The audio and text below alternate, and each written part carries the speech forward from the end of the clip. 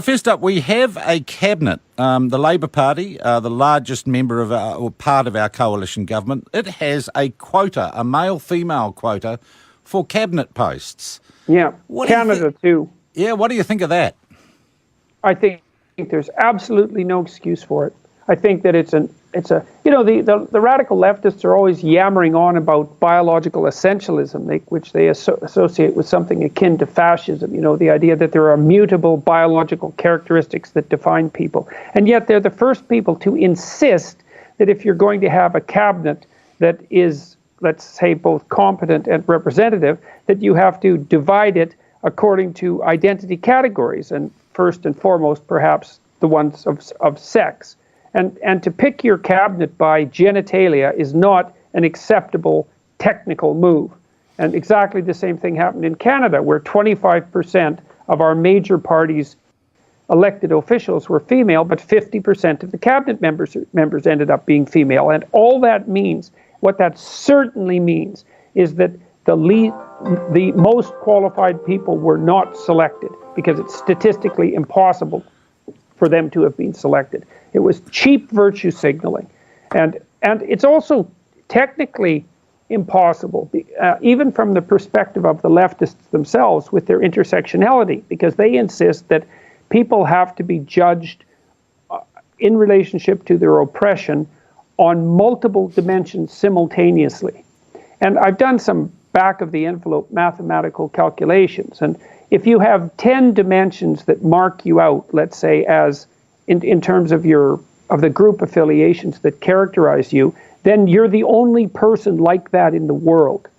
So as you multiply, all you have to do is do the math. As you multiply the number of groups that have to be given favored status because of their hypothetically oppressed situation, then you make it increasingly impossible for equality of outcome to even be to be something that can be practically implemented without a bureaucracy of terrifying proportions. We also have a Ministry of Women's Affairs in New Zealand, and the Minister of Women's Affairs, or the Minister for Women as she's known, suggested recently that there were too many white old men on boards in New Zealand of private and public companies, and just suggested that they needed to move aside so there could be more diversity.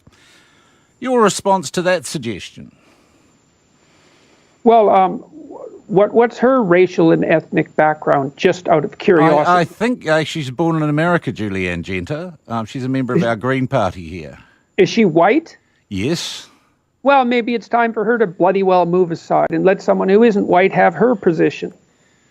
All right. So I'm taking it you don't agree with Julianne Genter. Well, there's also, look, they've tried this in Scandinavia, where they've put quotas for females on boards. And part of the idea was that if you did that you would increase the rate at which women would move through managerial and administrative status rankings. And that has had zero success. Their suggestion also is, Jordan, that actually women can somehow up the financial performance of companies. Yeah.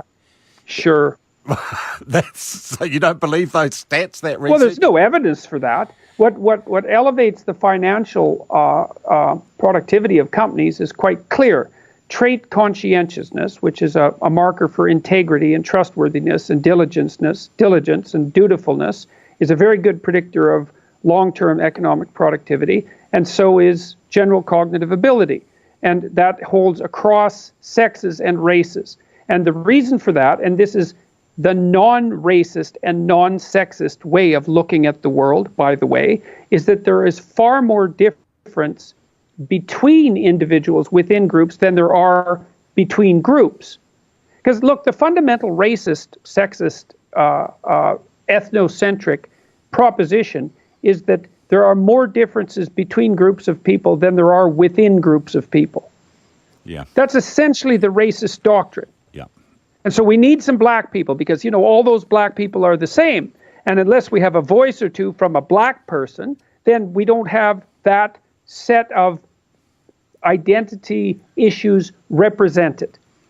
Well, it's just simply not the case, because most of the diversity comes at the level of individual personality and temperament. And the literature on that is crystal clear. these are pseudo-intellectual claims made by people on the radical left, and they're very dangerous because they're easily shifted into the sorts of things that the radical right likes to enjoy, which is, oh, I see, there are immutable differences between the sexes and the races, and they're of substantial import, and that we need to take them into account when we're what would you say, formulating such things as immigration policy. So no, there's no evidence that those claims are correct. And there's counter evidence for much of it. For example, in Scandinavia, and this is as close to psychological fact as any facts that exist, is that as you increase equality of opportunity, which means you open the doors for more and more people, and especially, let's say, with regards to sex, and that's had a big effect because, of course, there's far more women in the workforce than there once was. You increase the degree to which outcomes differ on multiple dimensions. And that's partly, there's a variety of reasons for that, at least a dozen, and they're all important, one of which is that women, especially once they hit their 30s, prefer to work part-time. And that's not bad or wrong. And it's certainly not an indication of systemic sexism. So the radical types like to have one explanation. Everyone isn't exactly the same with regards to outcome. Therefore, the system is a corrupt patriarchy. It's like you can learn that in 1 minute in a propaganda course in university, and then you have an answer for every problem that ever besets you politically for the rest of your life. And there's no excuse for it. It's appalling scholarship. I want to come back to that point. The other thing, proposed bill we have before our Parliament is the idea of sex self-identification to make it easier for people to alter their birth certificates if they choose to identify as anything other than the sex they were born as. Your views on that sort of legislation? Well, the first thing I would say, it might be useful to really address some important problems. That would be the first thing, because you're dealing with an absolutely tiny minority of people. Not that that's completely without import. But the second thing is it has to be thought through. And it's not. I mean, I don't know if you've been following. Oh, we just having a little hiccup there. And we're talking to Dr. Jordan B. Peterson, who's joining us from Skype from Sydney. Jordan, we were talking about sex self-identification changes or proposed reforms in New Zealand. You said, firstly, it's a tiny number of people affected. And secondly, you say we need to think it through. In what way?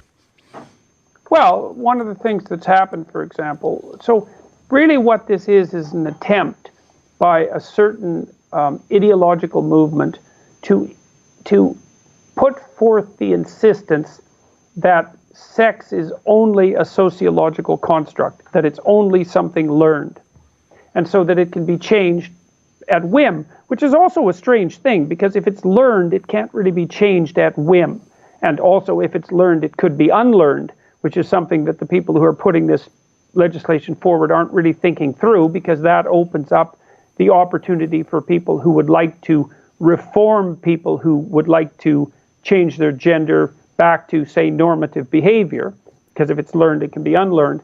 But more importantly, sex roles are not only learned, they're partly learned. And there's plenty of biological differences between men and women.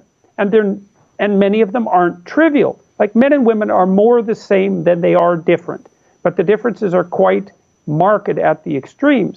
And so what we're seeing partly as a consequence of this now is the movement of, say, trans women into female sports. You saw this in Minnesota just the other day. I think it was Minnesota, where a newly transitioned trans woman has been shattering the weightlifting records for women's sport in Minnesota. And indeed, we've had this issue here with a Commonwealth Games competitor who was a former male. Yes, well, it's absolutely insane. You know, I mean, first, the fact that it's allowed to begin with is beyond comprehension. It's a real sign of cultural insanity. And the second is that psychologically, it's almost incomprehensible. I can't imagine how you could be a man who transformed himself into a woman in all the ways that that's possible, and then decided to go compete at a high-level sports arena with women who've been training their whole lives to hit the peak of their ability, and then to absolutely bloody demolish them, say, after a year of work, and then to tout that as some sort of victory for the oppressed. It's completely, it's narcissistic beyond comprehension. And it's a sign of what happens when you don't carefully think things through. All sorts of unexpected consequences tend to manifest themselves.